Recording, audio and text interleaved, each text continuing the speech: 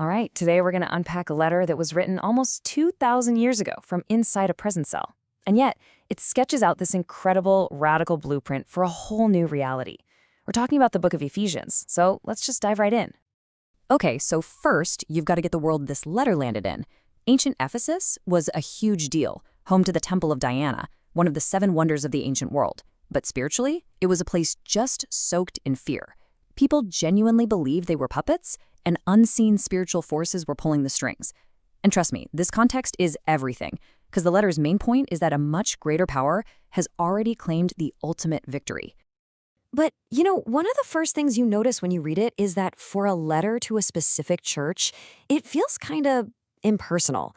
Paul doesn't have his usual personal shout-outs, and that's led a lot of scholars to think this was actually a circular letter, meant to be passed from town to town.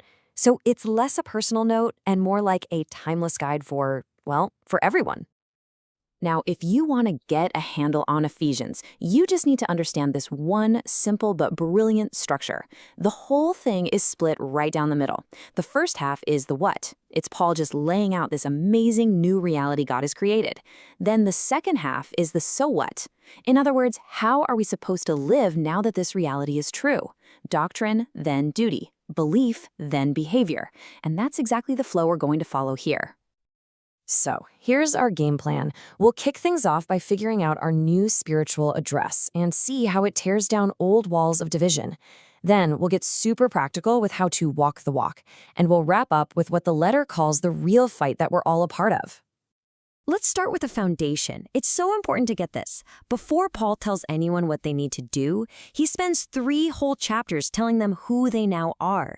It is all about your new identity, and it's all based on grace.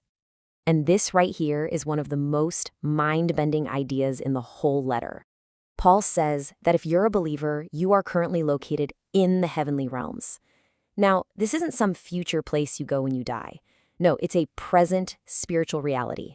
It's like you're living in a new dimension right here, right now, with access to every spiritual blessing imaginable. And this just perfectly illustrates that dramatic shift in identity. Paul paints this incredibly stark before and after picture. Then he says you were spiritually dead, basically walking corpses. But now you're infused with the very life of God. Then you were children of wrath, caught up in the world's broken systems. But now you've been adopted as sons and daughters into God's own family. I mean, the change could not be more total. So how in the world does a transformation like that even happen? Well, Paul is crystal clear. It has nothing to do with your own effort. It's a gift, pure and simple. He hammers this point home. Good works are not the cause of salvation. They're the result of it. You don't do good things to get saved. You do them because you are saved. It's a complete 180 from how most religions work. Okay, let's move on. Because this new spiritual reality, it has some absolutely explosive social consequences, especially when it comes to bringing people together in a world that loves to divide. Back in the day, the Jerusalem temple had a physical stone wall in it. It was a barrier that separated the area where Jews could worship from the outer court where non-Jews, the Gentiles, had to stay. So Paul takes this really powerful real-world image and declares that in Jesus, that dividing wall of hostility has been completely demolished. Not just in a building, but in humanity itself. And boom, here we see that then versus now idea again. Then, non-Jews were total outsiders, strangers to God's promises.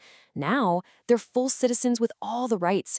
Then, you had these 2 opposing teams, Jew and Gentile. Now, God is creating something brand new, one single, unified humanity. A family where those old divisions are just obsolete. And this, for Paul, is the big reveal, what he calls the great mystery that's been kept under wraps for ages. The mystery is this radical, almost unbelievable inclusion. It's the idea that people who were always on the outside looking in are now brought right into the center of God's family, on totally equal footing, sharing in the exact same inheritance. Okay, this next verse, it's the hinge for the entire letter. After 3 chapters of explaining this incredible new reality, this new identity, this new unity, Paul completely shifts gears. He says, because all of that is true, therefore, live like this. This is the moment we pivot from doctrine to duty, from what you believe to how you behave. So, what does it actually look like to live a life worthy of the calling? Well, the second half of this letter gets about as practical as you can get. Paul gives us this great picture, right? He talks about it like changing your clothes. It's a three-step process. First, you've got to consciously take off the old, worn-out habits of your past. Then you let God do this deep internal work of renewing your mind and your spirit. And finally, you actively put on your new self, one that's designed to look just like God himself. And we're not talking about some vague, floaty spiritual advice here. This gets super concrete. It's all about replacing destructive habits with life-giving ones. Stop lying and start speaking truth. Stop tearing people down with your words and start building them up. Stop stealing for yourself and start working honestly so you have something to share. Stop clinging to bitterness and start extending kindness and forgiveness. And then Paul takes the same idea and applies it everywhere, to all our relationships. He says our interactions in our families, in our marriages, even between masters and slaves, they all need to be completely rewired to follow the pattern of Jesus' selfless love. The goal is mutual submission and sacrificial care, an idea that would have been absolutely revolutionary in the top-down Roman world. All right, this brings us to the grand finale of the letter. After spelling out how to live this new life personally and in our relationships, Paul zooms way out to talk about the cosmic battle that we all find ourselves in. This is the final crucial point. Paul says our real fight isn't with other people. The source material notes that our true enemies are these unseen spiritual forces that are behind so much of the evil in our world. Things like tyranny, systemic oppression, and injustice. People are often just caught in the crossfire of a much bigger spiritual war. And to stand your ground in this fight, Paul says you need to put on God's armor. And notice, this isn't armor we make ourselves. It's armor that God gives us.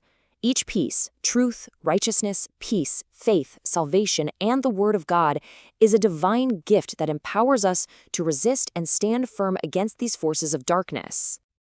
And that's really where this letter leaves us. Its core message is about this radical unity, about a new humanity God is creating where all the old dividing lines are erased.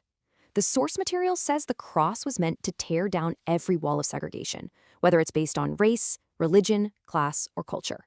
So it leaves us with this really powerful question for our own lives, right? If the goal is one unified family, where do we still see walls going up today? And what does it mean to live like citizens of a reality where those walls have already come crashing down?